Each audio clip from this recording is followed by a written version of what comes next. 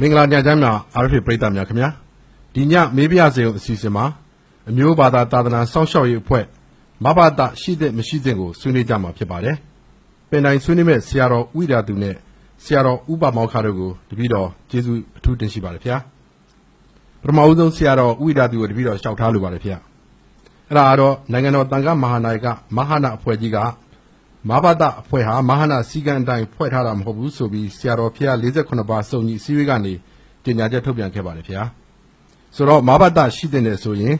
ဘာကြောင့်ရှိတဲ့နယ်ဆိုတာကိုတပည့်တော်တို့ကိုမိတ်ပါဗျာနိုင်ငံတော်တန်ခါမဟာနာယကတာဝန်ယူမဆောင်ရွက်နိုင်တဲ့အမျိုးဘာသာသာသနာရေးကိစ္စတွေကိုမဘာသာအဖွဲ့ကြီးကတာဝန်ယူဆောင်ရွက်နေပါတယ်မဘာသာအဖွဲ့ကြီးရဲ့အန္တိမပန်းနိုင်ကတော့တမျိုးသားလုံးလုံခြုံရေးတသာသနာလုံးလုံခြုံရေးတနိုင်ငံလုံးလုံခြုံရေးဖြစ်ပါတယ်အဲ့ဒီလိုလုံခြုံရေးရှိမှန်းချက်နဲ့မဘာသာအဖွဲ့ကြီးကိုဖွဲ့စည်းထားတာဖြစ်တဲ့အတွက်ကြောင့်မဘာသာအဖွဲ့ကြီးဟာအင်မတန်လိုအပ်လို့ဖွဲ့စည်းထားတဲ့အဖွဲ့အစည်းဖြစ်ကြောင်းပြောကြားလိုပါတယ်တမဗျအရှင်ဘုရားမိန့်တော်တဲ့အထက်မှာမဘာသာအဖွဲ့ဟာဒီမဟာနာဒီတိုင်းနိုင်ငံတော်တန်ခါမဟာနာအဖွဲ့မဟာနာမလုံနိုင်တဲ့အလုပ်တွေကိုလှုပ်ဆောင်နေဆိုတော့တပည့်တော်တို့အချင်းချင်းလေးပဲဗျဒီဖွဲ့စည်းပြီးတဲ့2012ခုနှစ်နောက်ပိုင်းပေါ့လေမဘာသာအဖွဲ့ကြီးပေါ်လာဆို2013ခုနှစ်လောက်မှာဖြစ်တဲ့အတွက်ကြောင့်အဲ့ဒီကာလအတွင်းမှာရှင်ဘုရားတို့မဟာဘာသာအနေနဲ့ဒီအမျိုးဘာသာသာသနာတဲ့ဘလူဟာမျိုးတွေလှုပ်ဆောင်ပေးတယ်ဆိုတော့2ချက်3ချက်လောက်တပည့်တော်တို့ရှင်းသွားအောင်မိန့်ပါအောင်ဗျမဘာသာအဖွဲ့ကြီးကို2014ခုနှစ်ဇွန်လမှာဖွဲ့စည်းခဲ့ပါတယ်ပထမဦးဆုံးမဘာသာအဖွဲ့အစည်းကြီးစတင်လှုပ်ဆောင်တာကတော့အမျိုးဆောင်ဥပဒေလို့လူတွေသိထားကြတဲ့အမျိုးသားလုံခြုံရေးနိုင်ငံတော်လုံခြုံရေးသာသနာတော်လုံခြုံရေးဥပဒေပါအဲ့ဒီဥပဒေကတော့ဒီလက်စုပ်လက်ကောင်ပြနိုင်တဲ့ဆောင်ရွက်ချက်ဖြစ်ပါတယ်ဒီအပြင်2014မတိုင်ခင်2012 2013ခေတ်ကာလတွေမှာမြန်မာတပြည်လုံးဆူဆူညံ့ညံ့အုံအုံကြွကြွဟိုနေရာမှာအဒီကရုံဖြစ်ဒီနေရာမှာဒီကရုံဖြစ်အဲ့ဒါတွေဟာမဘာသာအဖွဲ့ကြီးလို့တာဝန်ယူဆောင်ရွက်ပေးမဲ့အဖွဲ့အစည်းမရှိတဲ့အတွက်ကြောင့်နိုင်ငံအနှံ့ပြားကုဆက်နေခြင်းဖြစ်ပြီးတော့မဘာသာအဖွဲ့ကြီးပေါ်ပေါက်ပြီးတဲ့နောက်ပိုင်းမှာအဲ့ဒီလိုဆူဆူပူပူဖြစ်တာတွေမရှိသလောက်ကိုချုပ်ငြိမ်းသွားပါတယ်အခက်မသိလို့ဖြစ်ပေါ်လာရင်လည်းပဲဆရာမဘာသာနဲ့ဆရာမြို့နယ်အာဏာပိုင်တွေပူးပေါင်းပြီးဖြစ်ရှင်းတဲ့အခါမှာအလွယ်တကူပဲချုပ်ငြိမ်းသွားတယ်အချိန်ကြာညောင်းစွာမကြတော့ဘဲနဲ့မြန်မြန်ဆန်ဆန်ပဲအေးစစ်စစ်ဖြစ်သွားတယ်ဒါတွေကမဘာသာအဖွဲ့ကြီးရဲ့အကျိုးကျေးဇူးဖြစ်ပါတယ်ဆရာတော်အရှင်ဥပမောက္ခဖေဟာတပည့်တော်တို့နောက်ဆုံးသိရှိထားတာဆရာတော်ကအရင်ကမဘာသာဒီအဖွဲ့မှာဖွဲ့ဝင်ဥဆောင်တန်ဃာတော်တစ်ပါးနေနဲ့ပါခဲ့ပါတယ်ဒီအဲ့ဒီလိုအခြေအနေမျိုးမှာဆရာတော်ကမဘာသာအဖွဲ့ကြီးကနေထွက်လိုက်တယ်ဆိုပြီးသိရပါတယ်ဗျဘာကြောင့်မဘာသာအဖွဲ့ကဆရာတော်ထွက်ဖြစ်တာပါလဲမဘာသာအဖွဲ့ရောဆက်ရှိတဲ့နယ်လို့ဆရာတော်အနေနဲ့ယူဆသလားဆက်ရှိတဲ့နယ်ဆိုရင်လည်းဘာကြောင့်လဲမရှိသင့်ဘူးဆိုရင်လည်းဘာကြောင့်လဲဆိုတာတပည့်တော်တို့မိတ်ပါအောင်ဗျဘုန်းကြီးကရှေးဥဖော်မဘာသာကထွက်ရခြင်းအကြောင်းနဲ့ပတ်သက်ရတော့မဘာသာဆိုတာကတော့အမျိုးဘာသာသာသနာစောင့်ရှောက်ရေးအဖွဲ့လူမျိုးတိုင်းဘာသာတိုင်းနိုင်ငံတိုင်းဟာမိမိလူမျိုးမိမိဘာသာမိမိတိုင်းပြည်ကိုစောင့်ရှောက်ဖို့တာဝန်ရှိတယ်မဘာသာအဖွဲ့ကြီးဟာရွေးကောက်ပွဲနီးတဲ့ကာလမှာပါတီတစ်ခုဘက်ကနေပြီးတော့ရက်တီတာတွေကိုတွေ့ရတယ်အဲ့ပါတီကမဲပေးဖို့အဲ့လိုဟောပြောပွဲတွေမှာတွေအဖရှိတရားတွေတွေ့ရတယ်ဘုန်းကြီးကအဖြူရောင်မဘာသာကိုအလိုရှိတယ်အဖြူရောင်မဘာသာဆိုတာကဘယ်ပါတီဘက်ကမှမရက်တီပဲနဲ့အမျိုးဘာသာသာသနာစောင့်ရှောက်ရေးတသက်အနေဖြင့်ဆိုရင်ထားမယ်ဆိုရင်တော့မဘာသာအဖွဲ့ကြီးဟာဆက်လက်ပြီးတော့တည်ရှိတဲ့မှာရှင်ဘုရားမင်းတဲ့ထက်မှာပါတီတစ်ခုဘက်ကနေရက်တည်ရလို့ဘ ပြောပါတယ်ဗျာပါတီတစ်ခုဆိုတာဘယ်ပါတီရဲ့လို့အရှင်ပြမိတ်လို့ရပါလားဗျာ ဒီခိုင်ဖြိုးပါတီဘက်ကနေပြီးတော့ရက်တီဓာတွေကိုဘုန်းကြီးတို့တွေ့ရတယ် ဆိုတော့အရှင်ပြအနေနဲ့ဒီအခုနိုင်ငံတော်တန်ခါမဟာနာယကမဟာနာဆရာတော်ဖျားကြီး48ပါးကစုံညီနဲ့ထုတ်ပြန်လိုက်တဲ့ကြေညာချက်ပေါ်အရှင်ပြအနေနဲ့ထောက်ခံပါလားဗျာ အဲ့ဒီအပေါ်မှာသာသနာ1342ခုအင်္ဂလိပ်လိုအပြင်1980ပြည့်နှစ်ကနိုင်ငံတော်တန်ခါမဟာနာယကအဖွဲ့ကြီးဟာတန်ခါသမုဒိတန်ခါကုဗလေယ1218ပါးနဲ့စတင်ဖွဲ့စည်းပြီးတော့မဟာနာယကဆရာတော်33ပါးယခု48ပါးအဲ့ဒီအချိန်တုန်းကဖွဲ့စည်းခဲ့တာကသာသနာတော်တန်ရှင်းရေးသာသနာတော်တည်တံ့ရေးသာသနာတော်ပြန်ပွားရေးအတွက်ရည်ရွယ်ပြီးတော့ဖွဲ့စည်းခဲ့တယ်အဲ့ဒီသာသနာတော်တန်ရှင်းရေးတည်တံ့ရေးပြန်ပွားရေးအတွက်တွေကိုနိုင်ငံတော်တန်ခါမဟာနာယကအားလုံးတာဝန်ယူဆောင်ရွက်နိုင်တယ်ဆိုရင်နိုင်ငံတော်တန်ခါမဟာနာယကရဲ့ထုတ်တဲ့အချက်ကမှန်ပါတယ် ဆိုတော့တပည့်တော်တို့မရှင်းလို့ပါဗျာဒါဆိုရင်အရှင်ပြရဲ့တပါးတဲ့တပည့်တော်ဟိုရှင်းရှင်းလေးလေးရသိကျင်လို့ပါဗျာမဘဒမရှိတင်ဘူးဆိုတဲ့ဘောကိုတက်ရောက်ပါသလားဗျာ မဘသရှိတဲ့နဲ့မဘသကတနိုင်ငံလုံးမဘသတွေကြီးရဖြစ်တဲ့နဲ့ပါတီနိုင်ငံရေးကင်းရှင်းဖို့ဘုန်းကြီးကဆိုလိုတာပါ ဓမ္မဗျာရပါပြီဗျာတပည့်တော်တို့ဒီတကာတယောက် line ပေါ်မှာရှိနေပါတယ်ဗျာကိုပြည့်စုံအောင် line ပေါ်မှာရှိပါလားခင်ဗျာ ရှိပါတယ်ခင်ဗျ ဟုတ်ကဲ့ကိုပြည့်စုံအောင်ရေးဆရာတော်နှစ်ပါးရှိပါတယ်ကိုပြည့်စုံအောင်ဆရာတော်တွေကိုဗာလျှောက်ချင်တာပါလေခင်ဗျာ ဟုတ်ကဲ့ဆရာတော်ဥပမောက္ခကိုရှောက်ချင်ပါတယ်ခင်ဗျ ဟုတ်ကဲ့ပါလျှောက်ပါခင်ဗျာ မင်္ဂလာပါဖေ။တော်မူတော်ငါပါဖေ။ ပြောပါ ဒီမှာဆရာတော်ဥပမောက္ခအနေနဲ့ပေါ့နော်မဘာတာဖွဲ့ကြီးမှာလည်းဝင်ပြီးတော့ကိုအားစိတ်အားညအားနဲ့အလုပ်လုပ်ခဲ့တာတွေတွေ့တော့တပည့်တော်အနေနဲ့လည်းခုံယူပါတယ်ဖေ။ဆရာတော်တို့လိုတိကသမารီပညာနဲ့ပြည့်စုံတဲ့ဆရာတော်ကြီးတွေကဒီမဘာတာဖွဲ့မှာအလုပ်လုပ်ပြီးနေကြတယ်နိုင်ငံကျိုးကိုဒီသာသနာကျိုးကိုလုပ်ပြီးနေတဲ့ကြောင့်တပည့်တော်လည်းတကယ်ကုန်ပါဒီလိုမျိုးအဖွဲ့ကြီးကနေအရှင်ဖျားဘာကြောင့်များထွက်သွားတာလဲအဲ့ဒါလေးတပည့်တော်သိချင်တယ်ဗျ။ခိုင်တိုင်းတပည့်တော်တို့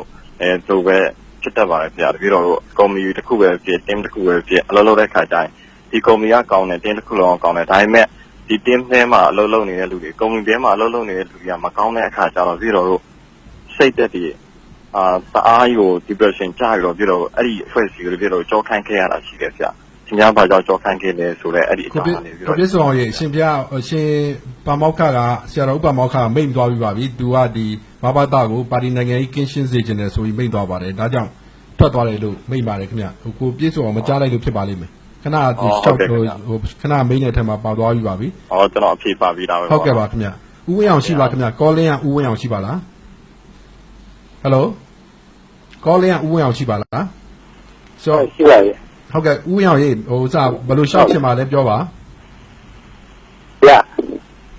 မရှိပါရဲ့ ဟုတ်ကဲ့ဥဝင်းအောင်ရှော့ပါဘာရှော့ချင်တာလဲဘာသိချင်တာလဲ ဟုတ်ကျွန်တော်လျှောက်ချင်တာတော့ဆရာတော်ဦးဝေဒသူလျှောက်ချင်တာပါဦးဝေဒသူတို့ဖွဲ့စည်းတဲ့မဘဒအဖွဲ့အစည်းဆိုတာမယကဆိုတဲ့အဖွဲ့အစည်းကြီးတစ်ခုလုံးရှိရတဲ့မဘဒလို့ဖွဲ့စည်းခြင်းရဲ့အကြောင်းရင်းတော့မဘဒလို့ဖွဲ့စည်းရခြင်းအကြောင်းရင်းဖြင့်ဒီမဘဒဖွဲ့စည်းတဲ့အတွက်မြန်မာနိုင်ငံလူနိုင်ငံသားတွေကိုဘယ်အဖြစ်ကိုဘာသာရေးအတွက်အကျိုးအမြတ်ရှိတယ်ဆိုတဲ့အကြောင်းတော့မဘဒကိုဖွဲ့စည်းတဲ့အချိန်တုန်းကနေပြီးတော့မှဥသိမ့်စိန်လက်ထက်မှာပြင်နေဥပဒေ၄ရပ်မှာဥသိမ့်စိန်လက်မှတ်ထုတ်ပြလိုက်တာမှာကျွန်တော်တို့တန်ဃာတော်တွေအတွက်နဲ့ပတ်သက်ပြီးတော့ဘုန်းကြီးကျမ်းမှာကြည့်မယ်ဆိုလို့ရှိရင် ဟယ်လိုဥဝင်းအောင်ကြားသေးလားခင်ဗျ live မှာရှိသေးလားဟယ်လိုဥဝင်းအောင်ရှိသေးလားခင်ဗျကျွန်တော် line ကြသွားရင်ဒီမှာဗျတပည့်တော်ထင်တာကတော့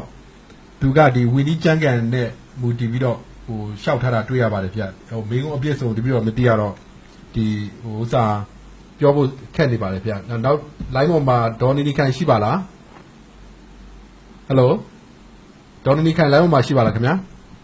ရှိပါတယ်ရှင် ဒေါ်နီခိုင်လျှောက်ပါဆရာတော်နှစ်ပါးရှိပါတယ် ဆရာတော်ပမောက္ခကိုပြီးတော့ရှောက်ချင်တာတော့ဥပမောက္ခဘာကြောင့်မို့လို့ဒီမဘဒအဖွဲ့တွေကိုဝင်နေတာလဲဆိုတော့သိကျင်တာပါဗျပြီးတော့မဘဒကနေဘာကြောင့်များနှုတ်ထွက်သွားတာပါလဲဆိုတာပါဗျ မဘသအဖွဲ့ကိုဝင်ရောက်ခြင်းရဲ့အကြောင်းကတော့အမျိုးဘာသာသာသနာတော်ကိုကျေကျေပြတ်မြတ်အဖွဲ့အစည်းနဲ့ဖောင်းလျှောက်ခြင်းလို့ဝင်ငယ်ခြင်းဖြစ်တယ်အမျိုးဘာသာသာသနာဖောင်းလျှောက်ရေးအဖွဲ့ မှထွက်ချင်းကတော့ပါတီနိုင်ငံရေးဘက်ကနေပြီးတော့အဖြူရောင်မဘတာအမှုဖင်းနဲ့ပါတီတစ်ဖက်ကနေပြီးတော့ရက်တီပြီးတော့ပြီးခဲ့ခြင်းကြောင့်စိတ်ထဲမှာဘုန်းကြီးကအဲ့ဒါမျိုးပါတီနိုင်ငံရေးကင်းရှင်းတာမျိုးကိုအလိုရှိတယ်ညီဒီပါတီဘက်ကမှမရက်မှအဲ့လိုပြည်ခိုင်ဖြိုးပါတီဘက်ကမဘတာကရက်ပြီးဒီအတွက်ကြောင့်ဘုန်းကြီးကမဘတာကထပ်ခေရခြင်းဖြစ်ပါတယ် ဟုတ်ကဲ့ဒေါ်နေဒီခိုင်ကျေးဇူးများကြီးတင်ပါတယ်ခင်ဗျာဒေါ်နေဒီခိုင်ကရန်ကုန်ကခေါ်တာပါဆိုတော့တပည့်တော်အနေနဲ့နောက်ထပ်မေးခွန်းတစ်ခုလျှောက်ချင်တာကတော့ပြီးခဲ့တဲ့ရက်ပိုင်းပေါ့ဗျာသာသနာရေးနဲ့ယဉ်ကျေးမှုဝန်ကြီးသူကဦးအောင်ကိုကမဘတာအဖွဲ့အနေနဲ့လူတစုရဲ့အသုံးချကံမဟုတ်ဘူးဆိုရင်ဘာသာတစ်ခုနဲ့တစ်ခုတကြားအမုန်းစကားတွေမပြောဘူးဆိုရင်နောက်ကြောင်းပြန်လှည့်တဲ့ပုံစံမျိုးမလုပ်ဘူးဆိုရင်ဆက်လက်ရှိတဲ့တယ်လို့ယူဆတဲ့အကြောင်းသူကပြောပါတယ်ရှင်ဗျာအဲ့တော့ရှင်ဝီရသူတွေနဲ့ဝန်ကြီးဦးသူကဦးအောင်ကိုဒီမှတ်ချက်ပြုတဲ့ဟာပေါ်မှာရှင်ပြားတို့အနေနဲ့ဘယ်လိုသဘောထားရှိပါလဲဗျာ မဘတာဘွယ်ကြီးအနေနဲ့အမိကိုကင်းကင်းနဲ့သာသနာရဲ့တာဝန်ကိုထမ်းဆောင်မှုတမျိုးသားလုံးရဲ့တာဝန်ကိုထမ်းဆောင်ဖို့ဖွဲ့စည်းထားတာပါမဘတာအဖွဲ့ကြီးကိုဩဇာပေးတဲ့အဖွဲ့အစည်းမရှိသလိုကြိုးကိုင်နေတဲ့အဖွဲ့အစည်းလည်းမရှိပါဘူးထောက်ပံ့နေတဲ့အဖွဲ့အစည်းလည်းမရှိပါဘူးဒီအတွက်တော့ဦးဇင်းတို့ရာဂိုင်နှုန်းပြည့်အပြည့်အဝတောင်းယူပါတယ်နောက်တစ်ခုကတော့မဘတာအဖွဲ့ကြီးဟာအမှန်တရားကိုသာလျှင်ပြောပါတယ်အမှန်စကားကိုသာလျှင်ပြောပါတယ်အမှန်တရားသည်မမှန်တဲ့လူတွေအတွက်အမုန်းစကားဖြစ်ကောင်းဖြစ်နိုင်ပါတယ်သို့တော့ဦးဇင်းတို့တွေအများအားချပြနေတဲ့ data တွေကတော့အမှန်ကန်နေဖြစ်တဲ့အတွက်ကြောင့်ဝန်ကြီးပြောတဲ့အမုန်းစကားတို့အမုန်းတရားတို့ဆိုတာဦးဇင်းတို့ဟောပြောဆောင်ရွက်တာတွေနဲ့မတူပါဘူးတခြားစီဖြစ်ပါတယ်ဝန်ကြီးပြောတဲ့အမုန်းတရားအမုန်းစကားတွေဆိုတာအကောင့်တူတွေနဲ့မဟုတ်ကအလုပ်ကြံတာတွေတရင်အတူတွေဖန်တီးမဟုတ်ကအလုပ်ကြံတာတွေစာနယ်ဇင်းတွေမှာတစ်ဖက်ဆောင်နေရေးပြီးမဟုတ်ကဆွဆွဲတာတွေကမှအမုန်းတရားဖြစ်ပါတယ်ရှင်ဗျာဒီရှင်ဆရာတော်ရှင်ဘာမောက္ခအနေနဲ့ရောဒီဝန်ကြီးသူကဦးအောင်ကိုပြောတဲ့ပုံမှာဘယ်လိုများစဉ်းစားမိတာရှိပါလဲဗျာဝင်းကြီးသူတို့ဥအောင်ကိုပြောတဲ့စကားတွေကဘုန်းကြီးအနေနဲ့တော့ထောက်ခံပါတယ်ထောက်ခံတယ်ဆိုတာဟိုမဘတာအနေနဲ့ဝန်ကြီးသူကဦးအောင်ကိုပြောတဲ့ဟာတွေကိုအတိတ်မှာဒါလှုပ်ဆောင်ခဲ့ဘူးတာရှိတယ်ဆိုတဲ့သဘောမျိုးယူဆလို့ရတာဗျယူဆလို့ရပါဘယ်လိုဟာမျိုးတွေကိုယူဆလို့ရတယ်လို့အရှင်ပြမင်းလို့ရပါလဲဘယ်လိုဟာမျိုးတွေကိုယူဆလို့ရပါတယ်လဲဆိုရင်ငါဘက်ကဖာလုံးနဲ့ပတ်သက်ပြီးတော့ဒေါ်ဖန်ဖူးကြီးတမဒမဖြစ်ဖို့အတွက်ငါဘက်ကဖာလုံးကိုပယ်ဖြတ်ပေးဖို့သမဒဖြစ်ရေးအတွက်ကပယ်ဖြတ်ပေးရမယ်အဲ့ဒီနေရာမှာတချို့ဆရာတော်တွေတရားဟောတာတွေမဘာသာဦးဖောင်ဆရာတော်တွေတရားဟောတဲ့အခါမှာ1948ခုနှစ်ဘိုးကျောင်းအောင်ဖန်ရေးထားတဲ့ပုံစံမျိုးပြောတယ်ဘိုးကျောင်းအောင်ဖန်ရေးတဲ့48ခုနှစ်ဥပဒေကနိုင်ငံတော်သမဒလုံးမဲ့ပုဂ္ဂိုလ်ရဲ့မိဘနှစ်ပါးရဲ့ဟာမြန်မာနိုင်ငံအတွင်းမွေးဖွားတဲ့သူလားဖြစ်ရမယ်သူယောက်ျားတွေသူသားသမီးတွေမပါပါဘူးတရားဟောတဲ့အခါမှာအဲ့ဒါမျိုးတွေထဲဟောလိုက်တဲ့အခါကျတော့ဒေါ်ဖတ်ဖူးကြီးအတွက်NLDအတွက်မှာအများကြီးအားနည်းသွားပါတယ်အဲ့ဒီခါတွေကတော့မကောင်းပါဘူးနော်တပည့်တော်ရှောက်ချင်တာတခုရှိအဲ့ဒါတွေကိုပြောရမယ်ဆိုလို့ရှိရင်တော့မဘသရဲ့မူဝါဒမဟုတ်ပါဘူးဟိုမဘသထဲမှာရှိတဲ့ဓမ္မဂရိကတဘာဘာဆရာတော်တဘာဘာရဲ့အာဝါဒလေးဖြစ်တယ်အဲ့ဒီတဘာဘာအမှားအယွင်းနဲ့သို့မဟုတ်ဟောပြောချက်ကိုကြည့်ပြီးမဘသတစ်ဖွဲ့လုံးကိုအဲ့ဒီလိုတင်ကြုံမယ်ဆိုလို့ရှိရင်တော့လွယ်မှာပါတယ်ဒီမှာဗျနောက်တစ်ခုရှိတာကဒီမဘသအဖွဲ့ဒီအထူးသဖြင့်ပေါ့မဘသအဖွဲ့ဆိုတာတဲ့ဆရာတော်ဥဝိရသူကိုဒီတော်များများနိုင်ငံတကာသတင်းဌာနတွေရေးသားကြတာကမွတ်စလင်စန့်ကျင်ရေးဆိုပြီးရေးသားကြပါတယ်ဗျာဆိုတော့အဲ့ဒါကဒီတိုင်းပြည်မှာရှိတဲ့မွတ်စလင်အတိုင်းဝိုင်းအတွက်ကောကျန်တဲ့ဒီလူနည်းစုတွေအတွက်ကောဘာသာကိုယ်ကွယ်ယုံကြည်မှုမှာလူနည်းစုတွေအတွက်ကောဒါဟာဟိုချိတ်ချောက်ခံရတယ်လို့ဟိုဖြစ်တယ်လို့ယူဆကြတာလည်းရှိပါတယ်ဗျာဆိုတော့ဒီလိုအခြေအနေမျိုးတွေမှာဒီဝန်ကြီးသူရဥပအောင်ကိုပြောတဲ့အမုန်းတရားတွေမပြန့်ပွားရေးအမုန်းစကားတွေမပြောရေးဆိုတဲ့ဟိုကိစ္စမျိုးနဲ့ဆက်နွယ်တယ်လို့ဟိုယူဆလို့ရပါတယ်ဗျာအရှင်ဗျာအဲ့ဒီပုံမှာရောမိတ်မအောင်ဗျာဦးဇင်းတို့ဒီမွတ်စလင်ကိုလည်းစန့်ကျင်နေတာမဟုတ်ပါဘူး အစ္စလာမ်ကိုလည်းတိုက်ခိုက်နေတာမဟုတ်ပါဘူးဦးဇင်းတို့တွေဒီဦးဇင်းတို့လူမျိုးပေါ်ဦးဇင်းတို့ဘာသာသာသနာပေါ်ဦးဇင်းတို့နိုင်ငံပေါ်စော်ကားမော်ကားပြုနေတဲ့မွတ်စလင်အချို့ရဲ့အပြုအမူတွေကိုသာလည်းဖော်ပြပြီးတော့မတရားကြံစီနေတဲ့မွတ်စလင်တွေရဲ့အကြံအစီကိုသာလည်းဖော်ပြနေတာဖြစ်ပါတယ်။ဒါကြောင့်ဦးဇင်းတို့ကိုမွတ်စလင်စန့်ကျင်ရေးအစ္စလာမ်တိုက်ခိုက်ရေးဆိုတဲ့ပုံစံမျိုးနဲ့ဆွဆွဲနေတာကတော့တဘာဝမကြောက်ဘူး။နောက်တစ်ခုကမြန်မာပြည်မှာရှိတဲ့မွတ်စလင်အားလုံးကိုလည်းဦးဇင်းတို့ကအုပ်စု၃စုခွဲပြီးတော့မြင်ပါတယ်။တစ်ချက်ကမြန်မာယဉ်ကျေးမှုကိုအင်မတန်တမိုးထားလေးစားတဲ့မွတ်စလင်တွေနှစ်ချက်ကအာရယဉ်ကျေးမှုကိုပဲတမိုးထားလေးစားပြီးတော့မြန်မာယဉ်ကျေးမှုကိုလုံးဝကိုထက်မတွက်ပဲနဲ့နေတဲ့သူတွေသုံးချက်ကတော့အိမ်အောင်ဆက်တွေများများပြုမယ်ကလေးများများမွေးမယ်လူဦးရေတွေထူထောင်မယ်ပြီးလို့ရှိရင်ဒီနိုင်ငံကြီးကိုမွတ်စလင်တိုင်းပြည်လုပ်ဖို့အတွက်ကြံစီအားထုတ်မယ်အဲ့ဒီမွတ်စလင်၃စုဖြစ်ပါတယ်အဲ့ဒီ၃စုကိုဦးဇနာပထမအုပ်စုမွတ်စလင်တွေအနေနဲ့ဦးဇနာရဲ့ညီကိုမောင်နှမတွေပမာမိတ်ဆွေရင်းတွေပမာဆက်ဆံနိုင်ပါတယ်မိတ်ဆွေလို့သဘောထားပါဒုတိယမွတ်စလင်တွေကိုတော့ဦးဇနာစောင့်ကြည့်ရမယ့်သူတွေအဖြစ်သတ်မှတ်ပါတယ်တတိယမွတ်စလင်တွေကတော့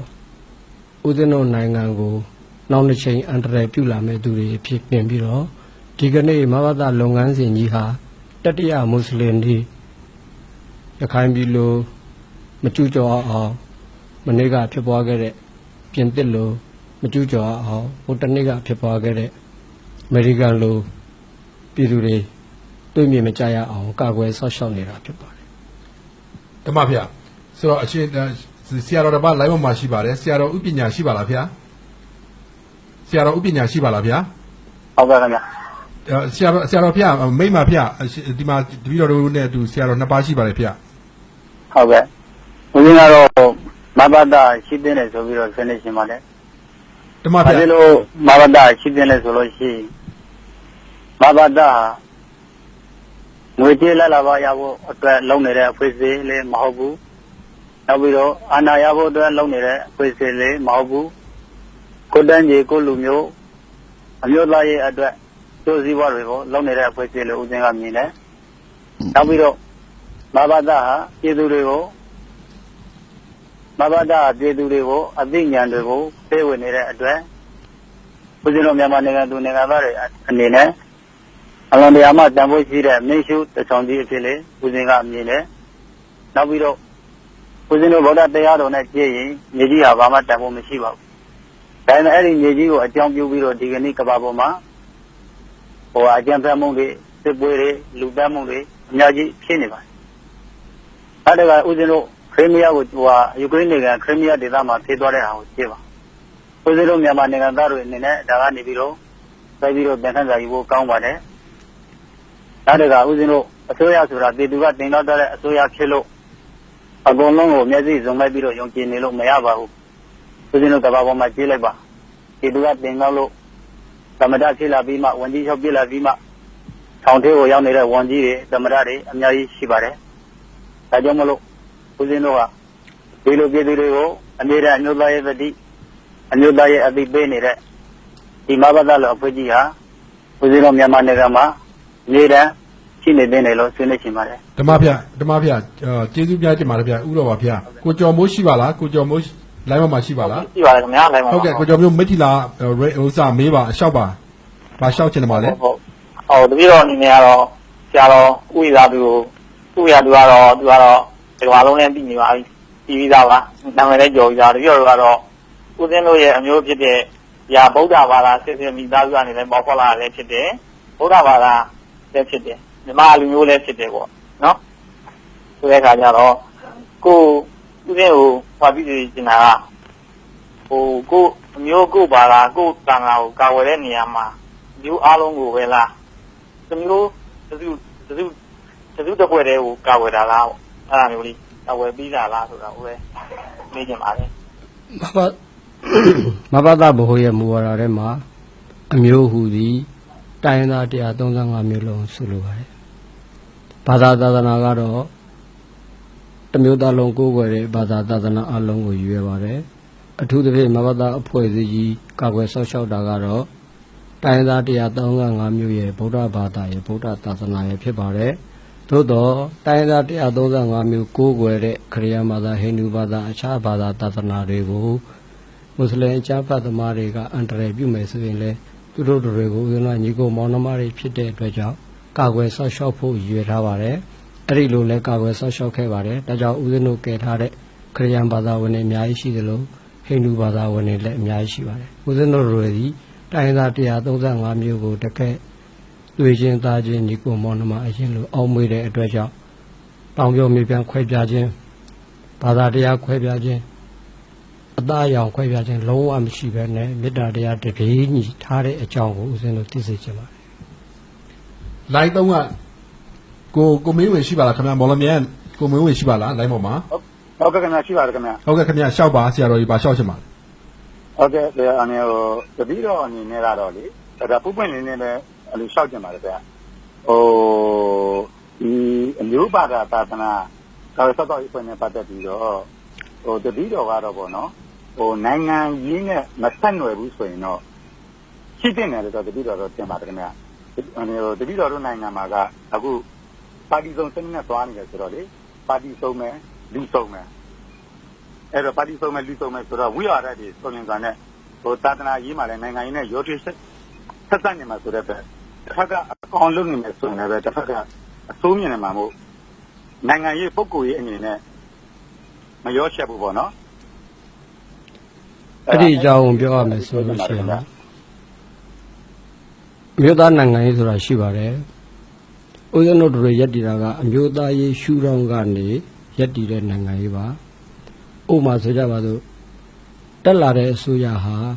တမျိုးသားလုံးအတွက်အကျိုးစီးပွားရှိမယ်ဆိုရင်ဦးဇင်းတို့ကထောက်ပံ့ဖို့ထောက်ခံဖို့အားပေးဖို့ချီးမြှောက်ဖို့အစဉ်အသင့်ဖြစ်သလို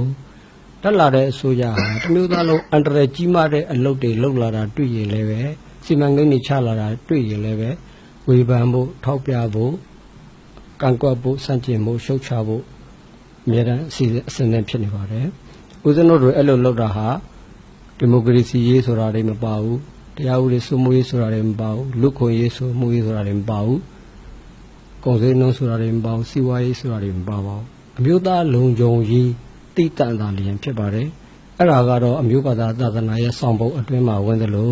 အဲ့ဒီတမျိုးသားလုံးရဲ့လုံခြုံရေးအားလည်းပဲမဘာသာရဲ့ပန်းနိုင်ဖြစ်နေတဲ့အတွက်ကြောင့်အမုန်းမခံခြင်းနဲ့ခံရပါတယ်အချင်းကြောင့်မခံခြင်းနဲ့ခံရပါတယ်အေးစစ်စစ်နေရှင်တော့လည်းပဲကြမ်းကြမ်းနံဘဝနဲ့အလုံးလုံးနေရတာလည်းတွေ့ပါတယ်ဓမ္မဖျားတပြီးတော့ဆက်ပြီးတော့မှတစ်ဆက်တည်းပဲခဏကဒီမေးတဲ့မေးခွန်းနဲ့ဆက်ဆက်နေလို့ပါဗျာအဲ့ဒါကတော့ဒီ669ဒီလှုပ်ရှားမှုနဲ့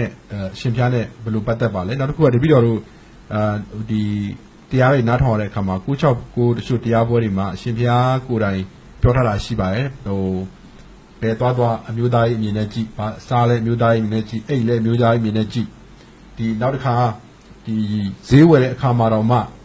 တကယ်ကိုဘယ်လိုခေါ်မလဲ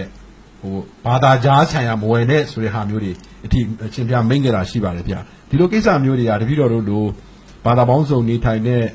မြန်မာပြည်ပေါ့လေအထူးသဖြင့်တိုင်းသားပေါင်းစုံလည်းရှိတယ်ဘာသာပေါင်းစုံလည်းရှိတယ်ဆိုတော့တရားဒီတိုင်းပြည်ရဲ့အားကောင်းချက်ဆိုပြီးတော့မှနိုင်ငံရေးသမားတွေကဒါကိုပြောကြတယ်ပေါ့ဗျဒီလိုဟာမျိုးမှာအရှင်ဘုရားအဲ့လိုမေးလိုက်တဲ့ခါကျတော့လူတွေကြားထဲမှာအကြောက်တရားတွေပွားသွားပြီးတော့လူတွေဒုက္ခမရောက်ဘူးလားဗျကိုကြောက်ကိုတော်လေးတွေကတော့မော်လမြိုင်ပါသူတို့ကဆက်ချဘုန်းကြီးတွေလေးပါနော်သူတို့အလုံးဖွဲ့စည်းပြီးမှဦးဇင်းတို့မော်လမြိုင်ရောက်လာတဲ့အခါမှာဩဝါဒခံကြပါတယ်အဲ့တော့ဦးဇင်းနဲ့ကိုကြောက်ကိုနဲ့ညီကိုမောင်နှမတွေဖြစ်သလိုဦးရုံလည်းသူတို့တွေကဆရာအဖြစ်အတိမတ်ပြကြပါတယ်ဦးဇင်းတို့တွေကိုကြောက်ကိုလမ်းစဉ်အတိုင်းဟောတယ်ဆိုတာကတော့နံပါတ်1ကတော့မိတ္ထိလာလို့ပြဿနာမဖြစ်အောင်လို့မိတ္ထိလာမှာရွှေဆိုင်3ဆိုင်ရှိတယ်ဘုရားဘာသာဆိုင်2ဆိုင်ဘုရားဘာသာဆိုင်1ဆိုင်ကအရင်ဝယ်လောက်ကြမယ်ဆိုလို့ရှိရင်မိတ္ထိလာမှာဘာသာကြားလူမျိုးခြားကကိုယ်လူမျိုးကိုတိုင်းရင်းသားကိုစော်ကားတဲ့ပြဿနာမပေါ်ဘူးဆိုလို့ရှိရင်လည်းပဲမိတ္ထိလာမှာအတိကလုံးမဖြစ်ဘူးအခုလိုတွေ့တဲ့တန်ရုံတွေတွေ့မြကြတာတွေမဖြစ်ဘူးဒီတစ်ချက်ပါနောက်တစ်ချက်ကတော့ ကိုယ်ဆိုင်မှာသာကိုယ်ဈေးဝယ်ပါဆိုတာဦးဇင်းတို့အတိအစမ်းထွင်ရတာမဟုတ်ပါဘူး1938ခုနှစ်မော်လူကြီးရွှေဖီမွတ်စလင်ပလီဆရာတယောက်ရေးတဲ့ယောဂီစာတန်းယောဂီစစ်တန်းဆိုတဲ့စာအုပ်လေးတွေကနေတာပါပဲသူတို့နီးတိုင်းဦးဇင်းတို့တွေကသူတို့ဆိုင်လွယ်ကျန်တဲ့ဆိုင်မှာမဝယ်ရဘူးအဲ့လိုပြောတော့ဦးဇင်းတို့ကလည်းဦးဇင်းတို့ဆိုင်ရလွယ်လို့ကျန်တဲ့ဆိုင်မှာမဝယ်ရဘူးဆိုတဲ့ပုံစံမျိုးပါပဲအဲ့လိုပဲသူတို့ကဗမာမင်းကလေးတွေရအောင်ယူရမယ်ဟိုကြေးတွေပြစ်ထားတာပေါ့နော်ဒါမင်းကလေးရရင်ဘယ်လောက်ဆိုပြီးတန်ဖိုးလေးတွေပြစ်ထားပါတယ်အဲ့တော့ဦးဇင်းတို့ကလည်းကိုယ်အမျိုးကိုစောင့်အောင်မယ်ဆိုတဲ့ပုံစံမျိုးဖြစ်တာဖြစ်တဲ့အတွက်ကြောင့်စတင်ခွဲခြားခြင်းဒီဦးဇင်းတို့မဟုတ်ဘဲနဲ့ဦးဇင်းတို့တွေကကာကွယ်ဆောက်ရှောက်ခြင်းသာရင်ဖြစ်တဲ့အတွက်ကြောင့်အဲ့ဒီစစ်တမ်းအဲ့ဒီစာတမ်းကိုမြန်မာမွတ်စလင်အဖွဲ့ချုပ်ကြီးကပြန်လဲရုပ်သိမ်းပေးမယ်ဆိုရင်လည်းပဲဦးဇင်းတို့တွေကအဲ့လိုဟောပြောတာရက်လို့ဖြစ်ပါတယ်နောက်တစ်ခုကနှစ်ပေါင်း90ကျော်ဦးဇင်းတို့တွေဒီကိုယ်ဆိုင်ရဲ့လို့ကိုတတ်မတ်မရှိပဲနဲ့အပိခဲ့ကြတယ်သူတို့တွေချမ်းသာကြီးပွားသွားတဲ့အခါကျတော့ဦးဇင်းတို့လူမျိုးအပေါ်မေတ္တာတရားအပြည့်အဝထားရလား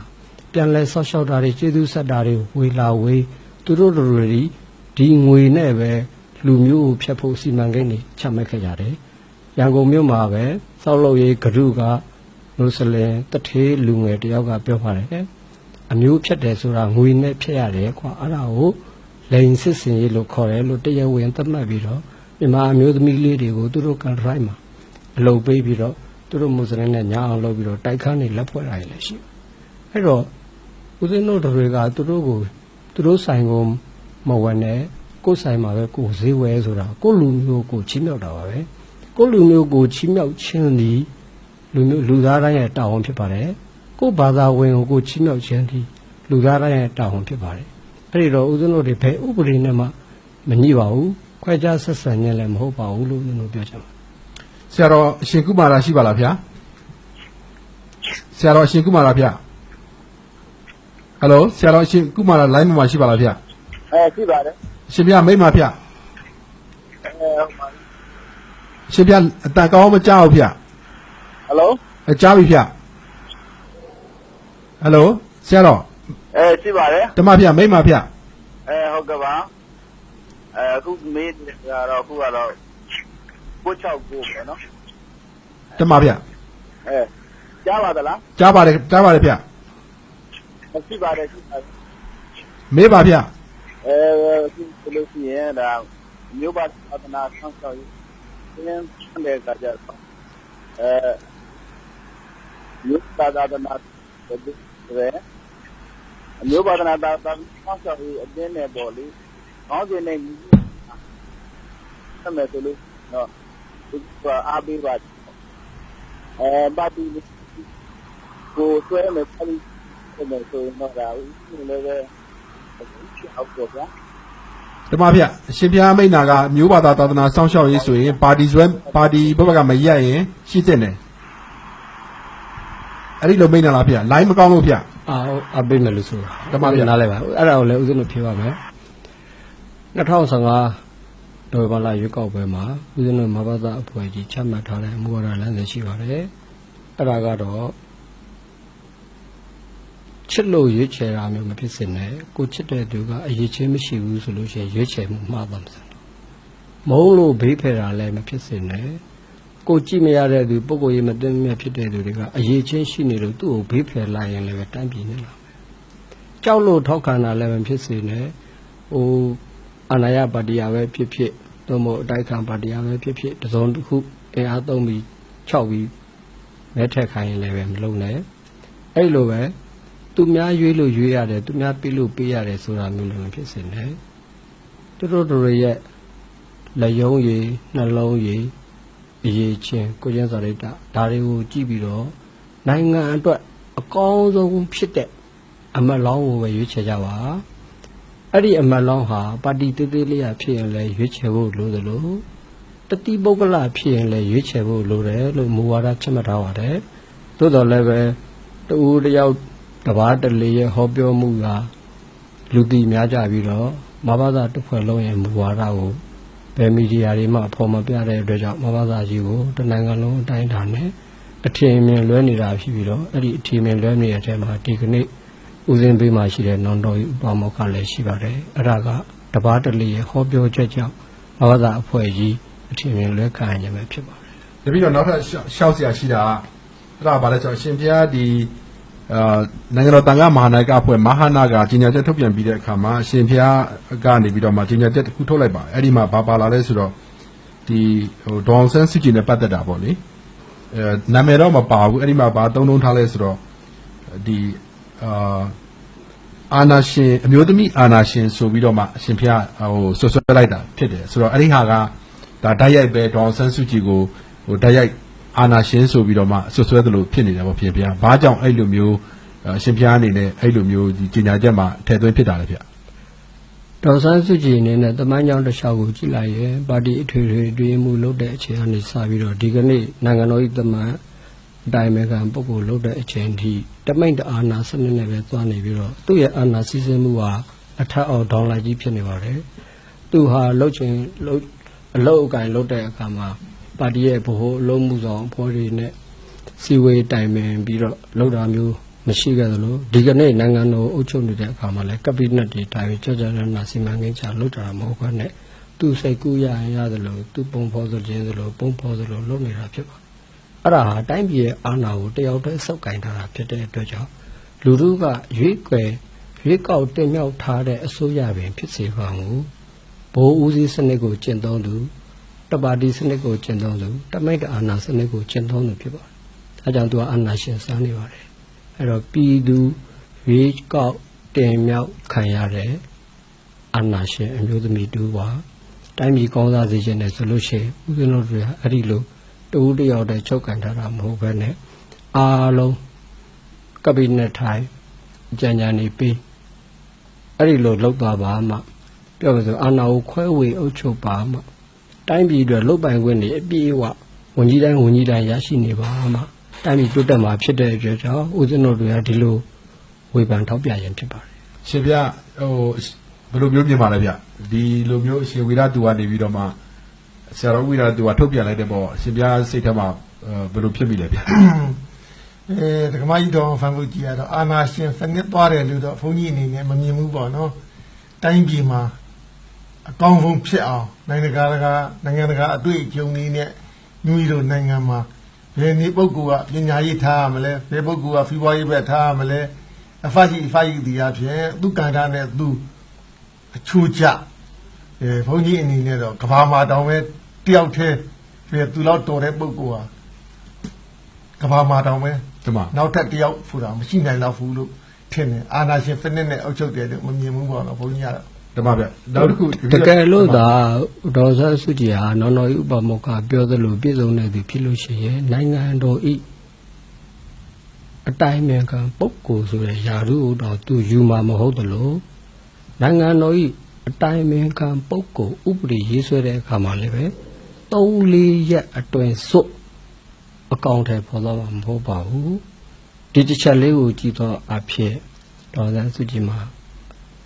တပေးတန်ဓမ္မကိုကျင့်သုံးနေတဲ့အာနာရှင်စနစ်ပြည့်ပြည့်နေပါတယ်နော်တမဗျဆိုတော့ဒီကိုမြတ်သူနိုင်ရှိပါလားခင်ဗျာကိုမြတ်သူရနိုင်ရှိပါလားဟုတ်ကဲ့မေးပါခင်ဗျာရှောက်ပါဟုတ်ကဲ့ကိုဘောနော်ဒီမဘာသာအဖို့ကြီးကအမျိုးဘာသာသာနာစောင်းလျှောက်တယ်လို့ပြောရကိုဒါပေမဲ့ငကိုတော့ကဖြစ်ခဲ့တဲ့မဟာတန်တိဒုက္ခအကြောင်းတော်ကိစ္စတော့ကကိစ္စတွေဖြစ်တော့ပေါ့ကိုရဲ့အဲ့ဒီမဘာသာအဖို့ရှိနေခြင်းနဲ့အဲ့ဒီအကြောင်းတော်ကိုစစ်တပ်ကဝင်စီးတဲ့ကိစ္စတွေ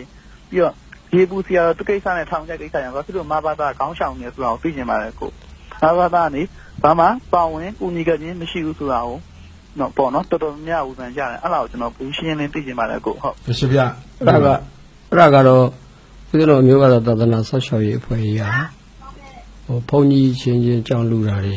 ပါဝင်ပတ်သက်မှုမရှိပါဘူးအဲ့ဒါဒီနိုင်ငံတော်သံဃာ့မာယာကရဲ့လုတ်ပိုင်ခွင့်ဖြစ်နေတဲ့အတွက်ကြောင့်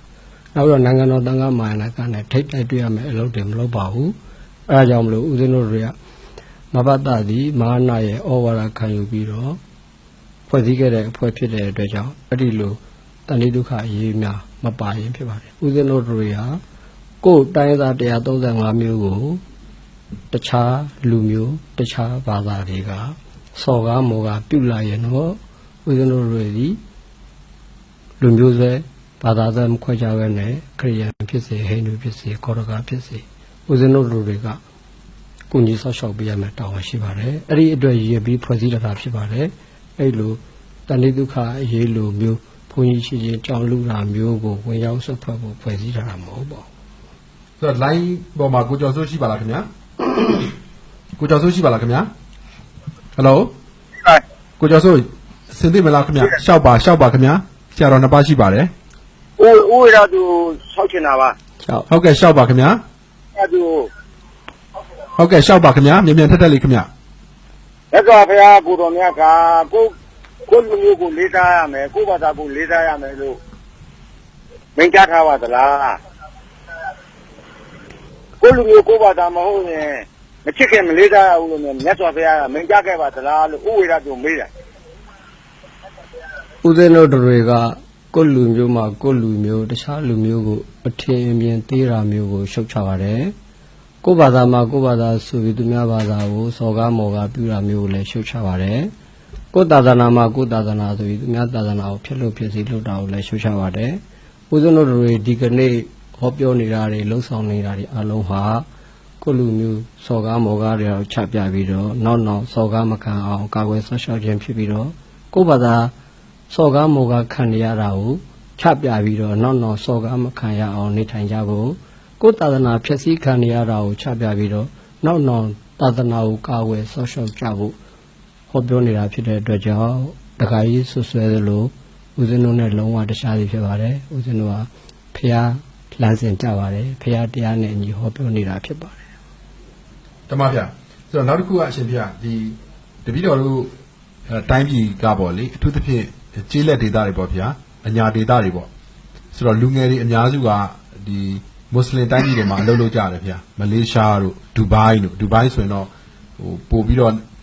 ကျွမ်းကျင်တဲ့လုပ်သားတွေခေါ်တဲ့နေရာပေါ့ဗျာဒါပေမဲ့မလေးရှားမှာကျတော့အော်လန်လည်းသွားလာရှိတယ်ဗျာအရှင်ဗျာဒီ passport နဲ့သွားကြတာရှိတယ်အဲ့ဒီမှာလည်းတန်းတော့မရှိတော့မှအနည်းဆုံး2 သိန်း 3 သိန်းလောက်တော့ရှိနိုင်ပါတယ်ဗျာဆိုတော့အရှင်တပည့်တော်တို့ကြားရတာဒီဆရာတော်ဝေရသူအနေနဲ့အခုလိုမျိုးဟောတဲ့အခါမှာဒီတိုင်းတစ်ပါးမှာအဲ့လိုမျိုးမွတ်စလင်တိုင်းပြည်တွေမှာအလုပ်လုပ်နေကြတဲ့ဒီတိုင်းပြည်တခါမှတွေကိုထက်မတွက်ဘူးလားဆိုပြီးတော့မေးခွန်းထုတ်ပါတယ်ဗျာအရှင်ဗျာအဲ့ဒီပုံမှာရောဘယ်လိုမေးလို့ရပါလဲဗျာကျွန်တော်တို့တွေကကိုယ်ပြည်တွင်းလုံခြုံရေးတွေကိုမနေ့ကကြိုးစားနေရပါတယ်နိုင်ငံတကာအရက်ကိုရောက်နေကြတဲ့ဦးဇင်းတို့ရဲ့ပြည်သူလူထုတွေကိုလည်းကိုချင်းဆောင်ရတယ်သို့တော့အဲ့ဒီမှာရှိတဲ့အနှဲငယ်သောညီကိုမောင်နှမတွေကိုငဲ့ညာပြီးတော့တမျိုးသားလုံးရဲ့ကာကွယ်ဆောက်ရှောက်မှုကိုမလုပ်ဘူးဆိုလို့ရှိရင်တမျိုးသားလုံးအနေနဲ့ဆောက်ရှုံးသွားမှာပါဒီအတွက်ဦးဇင်းတို့ခွင့်လွှတ်ပါလို့ဦးဇင်းတို့ပြောကြပါတယ်နောက်ပြီးတော့နိုင်ငံတကာရောက်နေတဲ့ဦးဇင်းတို့လူမျိုးတွေဒီခွက်ထွက်ခွင့်တောင်းဖို့သွားတာလည်းမဟုတ်ပါဘူးပြတ်မို့ဖို့သွားကြတာလည်းမဟုတ်ပါဘူးတကယ်ကိုရည်ကြည်ရမျက်နှာရစီဝါရေးသွားလောက်ကြတာဖြစ်တဲ့အတွက်ကြောင့်မိမိကိုယ်ကိုမိမိဒေသခံနေနဲ့လက်လျောညီထွေအောင်နေထိုင်ကြရမယ်အဲ့ဒီလိုပဲမိမိရဲ့အသက်အန္တရာယ်ကိုအမြဲတမ်းတတိဝိရိယနဲ့ကာကွယ်ဆောက်ရှောက်ကြရမယ်မိမိရဲ့ဘဝလုံခြုံရေးကိုအချိန်နဲ့တပြေးညီတတိကတ်ထားရမယ်အဲ့ဒီလောက်တော့ဦးဇင်းတို့အကြံပြုပြရစီအခု line ပေါ်မှာဒီထိုင်းနိုင်ငံကတယောက်ရှိနေပါတယ်ဗျာကိုအောင်စောရှိပါလားရှိပါတယ်ခင်ဗျာဟုတ်ကဲ့ခင်ဗျာရှောက်ပါအရှင်ဆရာတော်နှစ်ပါးရှိပါတယ်ရှောက်ပါဟုတ်ကဲ့ခင်ဗျာဆရာတော်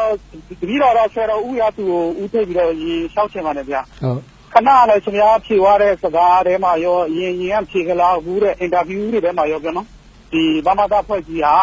မျိုးသားရေးတစ်ခုတည်းပဲဦးစားပေးပြီးလှုပ်ဆောင်တယ်ဆိုတဲ့စကားလုံးသိတဲ့ဟာအဲ့ဟာတပည့်တော်ကသိပြီးတော့မရှင်းလို့ဗျာဘာဖြစ်လို့လဲဆိုလို့ရှိရင်တကယ်တော့တိုင်းပြည်မှာလည်းအပတ်ကနေချနေတယ်လေဘယ်ဆိုအဖြစ်မှုတွေအကုန်လုံးနေချနေတဲ့ပညာရေးချမှရေးစီးပွားရေးအကုန်လုံးတော့တပည့်တော်ရဲ့အမြင်ကတော့ပညာရေးချမှရေးစီးပွားရေးအမျိုးသားရေးတွေအကုန်လုံးဆက်ဆက်နေတယ်တော့တပည့်တော်ကမြင်တယ်အဲ့တော့မျိုးသားရေးတစ်ခုတည်းဦးစားပေးလုပ်ပြီးတော့တိုင်းပြည်ကလည်းချက်ထုံကြနိုင်မယ်ဆိုလို့ရှိရင်တစ်ဖက်နဲ့တစ်ဖက်ဖွဲ့စည်းနှစ်ခုကလည်းတစ်ဖက်နဲ့တစ်ဖက်ဆံရနေတဲ့အမုန်းပွားကြအဲ့တော့ပဋိပက္ခတွေဖြစ်ကြဆိုရင်တိုင်းပြည်ကလည်းရှင်းဆက်လို့မရဘူးအဲ့တော့ဒီကြားထဲမှာတစ်ဖက်နဲ့တစ်ဖက်မုန်းမပွားအောင် history မပြောင်းဘယ်လိုလုပ်ပြီးတော့ဟောပြောဆုံးမဖြစ်တယ်လဲဆိုတာကိုရှင်ပြဆရာတော်ဦးသာသူနဲ့မိချဖို့ဒါတော့ဆောက်ချင်ပါတယ်ဗျာဦးဇင်းတော်ကလုံခြုံရေးပါ လုံခြုံရေးအပိုင်းကအဓိကလိုရတယ်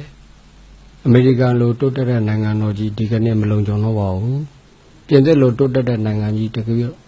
ဒီကနေ့မလုံခြုံတော့ပါဘူးအဲ့တော့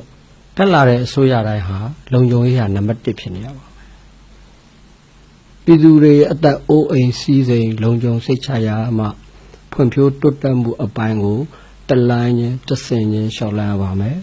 သို့တော့လူတွေဟာလောဘတကြီးဖြစ်ပြီးတော့နေချင်းညချင်းတာဝန်သာနှက်ပြီးဖြစ်ဖန်တီးခြင်းနေကြတာနဲ့ပဲနိုင်ငံတကာရဲ့အကူအညီကိုလိုချင်နေကြတာနဲ့ပဲဒီလုံခြုံရေးစီးကိုချိုးဖောက်တဲ့လူကချိုးဖောက်ပြီးချိုးဖျက်တဲ့လူကချိုးဖျက်နေတာတွေ့ရပါတယ်အဲ့ဒီမှာပဲဦးဇင်းတို့လုံခြုံရေးကာကွယ်ဆောက်ရှောက်တဲ့အဖွဲ့နဲ့မတွေ့သေးမဲ့ထိတ်တိုက်တွေ့ကြတာဖြစ်ပါတယ်ဒါကြောင့်တက်လာတဲ့အစိုးရတိုင်းဟာအမျိုးသားလုံခြုံရေးကိုဦးစားပေးပါအဲ့ဒီဦးစားပေးတဲ့အစိုးရတိုင်းကိုဦးဇင်းတို့တွေကအမြဲတမ်းထောက်ပံ့သွားမယ်၊ကူညီသွားမယ်၊ထောက်ခံနေမယ်လို့ဦးဇင်းပြောကြပါတယ်ကိုထွန်းထွန်းမင်းမန္တလေးကရှိပါလားခင်ဗျာလိုင်းမှာရှိပါတယ်ခင်ဗျာဟုတ်ကဲ့ကိုထွန်းထွန်းမင်းရှောက်ပါဆရာတော်နှစ်ပါးရှိပါတယ်ဟုတ်ကဲ့ကျွန်တော်တို့မဘာသာကိုမထောက်ခံတဲ့အကြောင်းမဘာသာကမျိုးဘာသာသာသနာကိုကာကွယ်ဆောင်ရှောက်ဖို့မျိုးကောင်းသားသမီးတွေဆောင်ရှောက်ဒါပေမဲ့ကျွန်တော်တို့နှစ်စဉ်နေတိုင်းကျွန်တော်တို့ကြားနေရတော့သိရုံမှာမင်းရဲ့လုပ်ဖို့ကမြန်မာမျိုးသမီးတွေရဲလူကုန်ကူးခံရတယ်ပြောချင်းပြီးတော့အရမတရုတ်တွေကဘုန်းကြီးတွေကိုတိုက်တက်စင်းနေလောက်တာပြီးတော့ဗမာစကားတစ်လုံးမှတော့မတက်တဲ့မုံဝမျိုးတွေကိုမြန်မာလူမျိုးဖြစ်ခိုင်းထားတာဆိုပြီးတော့သူတို့ရဲ့လက်ရှိရင်တော့အဘာသာရဲ့လမ်းစဉ်အခုရဲ့ကျင့်သုံးနေတဲ့ပုံစံတွေတခြားသည်ဖြစ်အားအနေနဲ့မုံမပေါ်အောင်ဘုန်းကြီးတို့အနေနဲ့မုံကလာရဲ့မုံဒီမဖွင့်နိုင်ဘူးပါအဲ့ဒါတွေကျွန်တော်တစ်ချက်လောက်သိကြလို့ဦးဇင်းတို့ရဲ့အမျိုးသားရေးဟာတိုင်းရင်းသားမဟုတ်တဲ့သူအကုန်လုံးအကျုံးဝင်ပါတယ်တိုင်းရင်းသားမဟုတ်တဲ့သူမြည်သူမှန်သမျှတိုင်းရင်းသားတွေကိုဖြတ်လို့ဖြတ်စီလုပ်လို့မရအောင်ကာကွယ်ဆောက်ရှောက်တာပါအဲ့ဒီအတွက်ကလားတယ်မကပါဘူးတရုတ်လည်းပါပါတယ်ဦးဇင်းတို့မန္တလေးမှာမှသာတရုတ်အရေးနဲ့ပတ်သက်ပြီးတော့ဆောင်ရွက်နေတာတွေကိုonline ကနေလည်းကြည့်လို့ရပါတယ်အင်တာနက်ကနေလည်းကြည့်လို့ရပါတယ် Facebook တွေကနေလည်းကြည့်လို့ရပါတယ်ဒါတွေကိုစာနယ်ဇင်းတွေကမသိကြအောင်ဆောင်နေတဲ့အတွက်ကြောင့်ပြည်သူတွေကြည်ကြည်ပြည့်ပြည့်မသိတာတော့ခုလောက်ပါနောက်တစ်ခုတရုတ်ဒီမြန်မာမင်းကလေးတွေကိုယူပြီးတော့ကွန်မြူနစ်ဆက်သွင်းသလားအဲ့ဒါဆိုရင်ဦးဇင်းတို့မဘာသာကတရုတ်ကိုလည်းတရုတ်အရေးလည်းဆောင်ရမှာဖြစ်ပါတယ်တရုတ်ဒီမြန်မာမင်းကလေးတွေအမျိုးသမီးတွေများများယူပြီးကလေးများများမွေးပြီးတော့တရုတ်နိုင်ငံကြီးဖြစ်ဖို့အတွက်စီမံကိန်းတွေချနေပြီလားအဲ့ဒါဆိုရင်ဦးဇင်းတို့တရုတ်အရေးကိုဆောင်ရမှာဖြစ်ပါတယ်စိတ်ချပါဦးဇင်းတို့ဒီကလားတရုတ်မခွဲကြပါဘူးအမျိုးဘာသာသာသနာကိုအန္တရာယ်ပြုမဲ့မိသူကိုမဆိုးဦးဇင်းတို့တွေကဥပဒေပေါင်းတွေကနေထိရောက်တာဆုံးမသွားမယ်လို့ကြေပေးပါတယ်ဒီပြတပြီးတော့နောက်တစ်ခုရှောက်ချင်တာကတော့ဒီအဲ့ဒါပါလဲဆိုတော့ဒီပြီးတော့ဒီမိုကရေစီတိုင်းပြည်တွေမှာဆိုရင်အခြေခံအားဖြင့်အခြေခံစပေါ်လေဒီနိုင်ငံကိုဥတည်သွားတဲ့အခါမှာဒီမိုကရေစီစနစ်ဖြစ်ဖို့ဆိုရင်ဘာသာရေးနဲ့နိုင်ငံရေးကိုတီးတန့်တယ်ပေါ့နော်ခွဲခြားရမယ်ဆိုပြီးတော့မှအယူဆတွေရှိပါတယ်ဗျဒီကနေ့တိုးတက်နေတဲ့ဒီမိုကရေစီနိုင်ငံတွေပဲကြည့်ကြည့်ဖွံ့ဖြိုးစနိုင်ငံတွေပဲကြည့်ကြည့်ဘာသာရေးနဲ့နိုင်ငံရေးကိုခွဲခြားပြီးတော့မှတီးတန့်စီသွားကြတာရှိပါတယ်ဗျပြီးတော့ဗုဒ္ဓဘာသာနိုင်ငံတွေထိုင်းတို့ဘာလို့ကြည့်ပြန်လဲဒီလိုအလားတူတွေ့ရပါတယ်ဗျဆိုတော့အရှင်ဘုရားအနေနဲ့အဲ့လိုမျိုးအယူအဆကိုလက်ခံလားဗျဦးဇင်းတို့ကလက်ခံတဲ့အတိုင်းတာရှိလို့လက်မခံတဲ့အတိုင်းတာရှိပါတယ်လက်ခံတဲ့အတိုင်းတာကတော့ပြည်သူတွေဒီအဲ့ဒီစနစ်နဲ့တွားရလောက်အောင်အသိဉာဏ်ရင့်ကျက်နေကြပြီဘုသူရတွေပြည့်စုံနေကြပြီကိုခုခံကာကွယ်နိုင်စားနေပြည့်ဝနေကြပြီဆိုလို့ရှိရင်ဦးဇင်းတို့ဒီလက်ခံပါတယ်သို့တော့ပြည်သူတွေမှာကိုကာကွယ်နိုင်စားမရှိဘူးဘုသူရမရှိဘူးအသိဉာဏ်လုံးဝမဖွင့်ပြသေးဘူး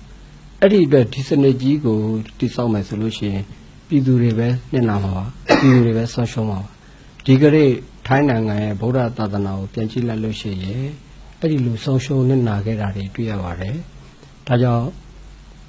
ဒေသမိမိယဉ်ကျေးမှုမိမိနိုင်ငံရဲ့ယဉ်ကျေးမှုနဲ့ကိုက်ညီတဲ့စီလျော်တဲ့ဒီမိုကရေစီမျိုးနဲ့သွားပြီးတော့ဒီမိုကရေစီကိုဖြည်းဖြည်းနဲ့ပုံမှန်လေးပုံဖော်ကြဖို့ဦးဇင်းတိုက်တွန်းတော့ရှင်ဘုရားအနေနဲ့ဘယ်လိုယူဆပါလဲဗျနိုင်ငံရေးနဲ့ဘာသာရေးကိုရောရှက်လို့မတင်တော်ဘူးဆိုတဲ့ဟာမျိုးဒါယူဆရှိတယ်ဆိုရင်ရှင်ဘုရားဘယ်လိုမိတ်မလဲဗျ အမေရိကန်နိုင်ငံမှာဆိုရင်ခရိယန်ဘာသာဝင်မဟုတ်ရင်သမတဖြစ်ဖို့မလွယ်ပါဘူး40တို့ဤရန်ဤဓာတ်တို့ဆိုရင်အစ္စလမ်ဘာသာဝင်မဖြစ်ရင်သမတဖြစ်ဖို့ဝိညာဉ်ချုပ်ဖြစ်ဖို့မလွယ်ပါဘူးအဲ့လိုပဲတချို့ຢာလေးတွေမှာနိုင်ငံရေးနဲ့ဘာသာရေးကရောထွေးနေတာလေးတွေရှိပါတယ်အဲ့ဒါကြောင့်မလို့နိုင်ငံရေးနဲ့ဘာသာရေးကမိသည့်နိုင်ငံမှာခွဲခြားလို့မရဘူးလို့ဘုန်းကြီးကတော့မြင်ပါ ဓမ္မပြရှင်ဆရာတော်ဥရသူနဲ့ဆရာတော်ဥပမောက္ခတို့ကိုတပည့်တော် RFA ကကြွားရောက်ပြီးတော့မှမိန့်ကြားတဲ့အတွက်အထူးကျေးဇူးတင်ပါတယ် RFA ရဲ့ကိုလှမ်းပြီးတော့ဖုန်းနဲ့တကူတကမေးတဲ့လူတွေကျေးဇူးတင်ပါတယ်အချိန်အားဖြင့်ပြီးသွားပြီဖြစ်တဲ့အတွက်ကြောင့်ဒီကနေ့ညမေးပြစီကိုစီစဉ်မှာမဘာသာရှိသင်မရှိသင်အားဒီလောက်နဲ့ပဲ